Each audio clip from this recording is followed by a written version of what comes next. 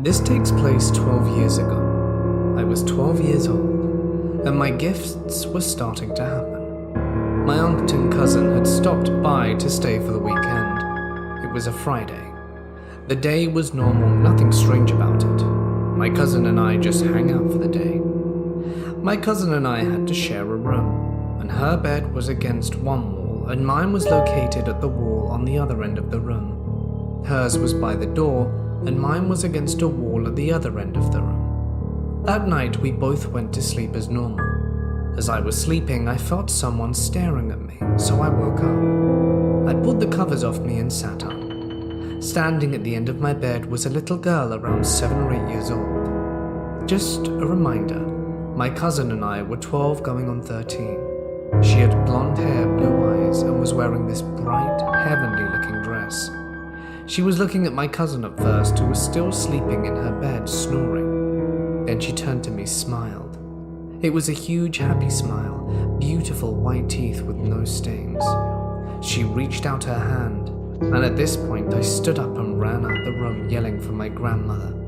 "Nana, there's a strange little girl in my room." My Nana gets up and comes with me to the room. She was gone. My cousin was still snoring in her bed, so my Nana said to me, "Matthew, you probably had a dream." I then explained, "No, Nana, I was wide awake. She even reached out to me." She then said, "Don't you think about it anymore, honey. Just go back to sleep and forget it ever happened." So I did. For years I lived thinking it may have just been a dream. Fast forward 5 years. I was 17. I was told that the landlord who owned the house had lived there with his daughters. One daughter was a twin, and they had passed away when they were about 7 years old in the house. The house is located next to a highway, and one day the twin was playing outside with a ball that bounced into the road. As she went after it, someone had decided to start speeding around the corner, and sadly hit the twin as she went out to get the ball. I still didn't think much more of my experience as more than a dream until one day I went to the landlord's house to walk his dog back there, like I had hundreds of times. But this time he let me into his house and look around his antiques, as I have this strange obsession with antiques. I was looking at his family photos when one caught my eye. The picture was of the twins, taken just months before the twin had been killed. It was the little girl I had seen 5 years prior. Blonde hair, blue eyes, same big smile. At that point I connected the pieces and have come to terms with my sighting. I saw her. I saw the little girl. She appeared to me and I don't know why. Now I need to add some minor details here. My cousin and I both have brown hair. I have hazel eyes, she has brown eyes. And one day, soon after my visitation, I was going after something in the same road.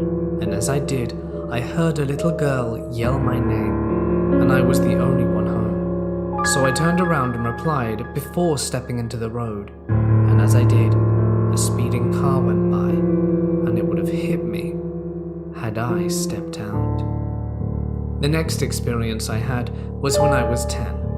I moved into my grandmother's house. Some family problems were going on, and it was decided that I would go live with them. Nothing out of the ordinary my first year there, but that soon changed. My first experience with something strange happened when I was 11. It was a regular night, nothing out of the ordinary.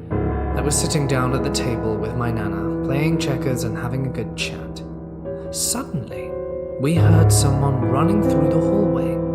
My Nana did not seem to react at all, so I decided to get up and investigate.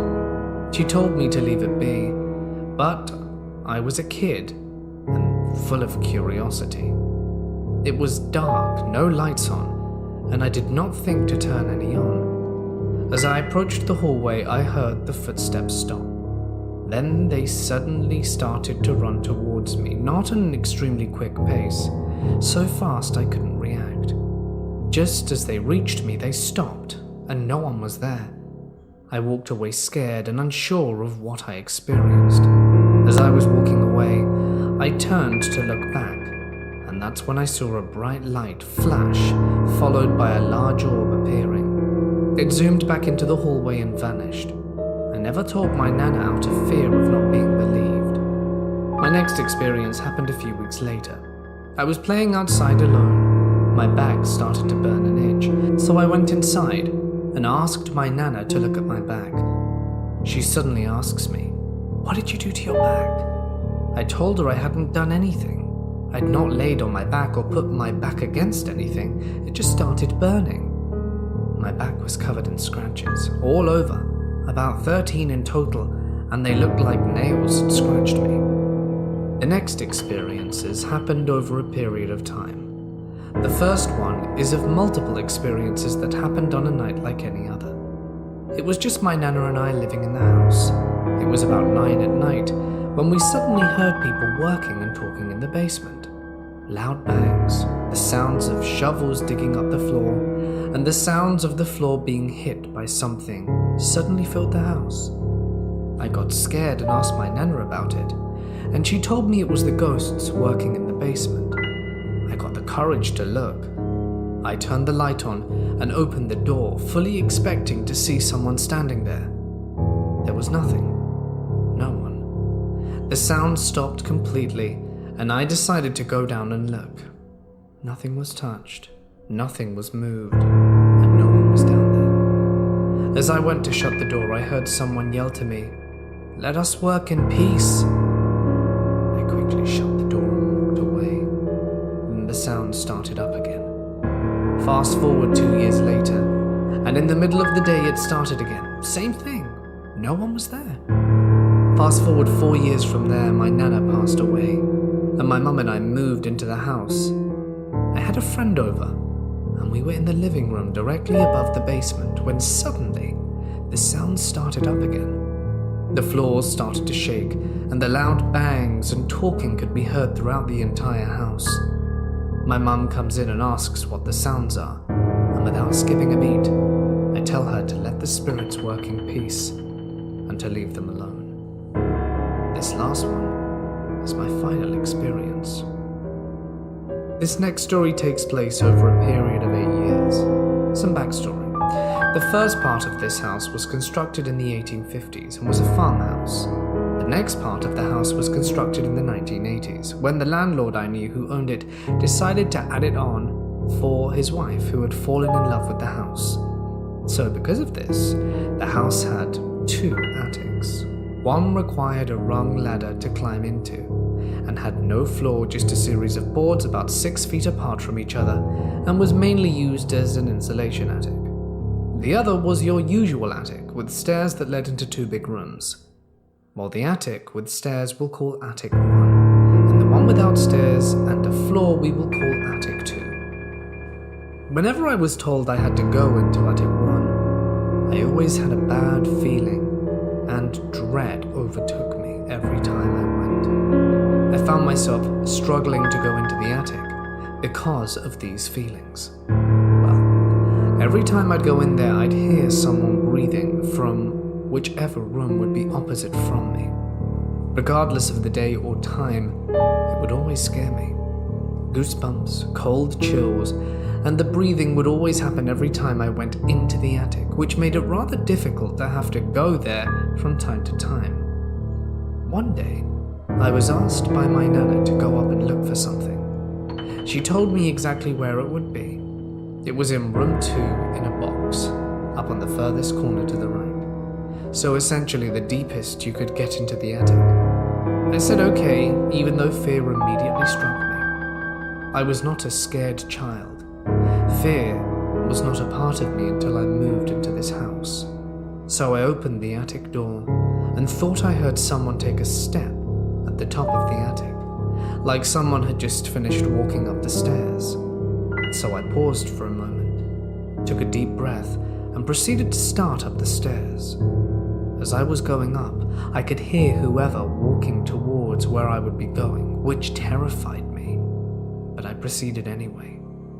When I got to the top of the stairs, a shadow quickly went by the doorway I would be walking into. So I looked to my left, and lying on a pile of boxes was an old baseball bat. So I grabbed it, at least to help me relieve my slight fear. As I started creeping towards the doorway, I could hear breathing coming from the room I was in. As I stepped into the room, it stopped. No one and nothing was there, but I knew I had seen and heard someone up there. It's impossible to hide in this attic because it had no real corners or any place someone could successfully hide in. So I continued to the corner to grab the item, and after some digging I found it.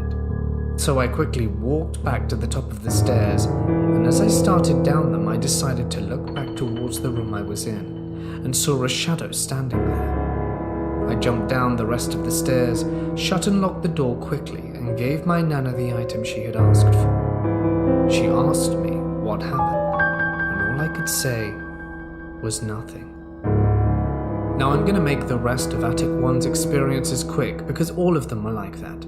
Every single time I would go into that attic over the next few years, I'd hear the heavy breathing, watching things move completely by themselves with no possible way for it to happen, and occasionally see more shadows moving by themselves. We would occasionally hear someone walking up there, but never chose to investigate it because we already knew what it was.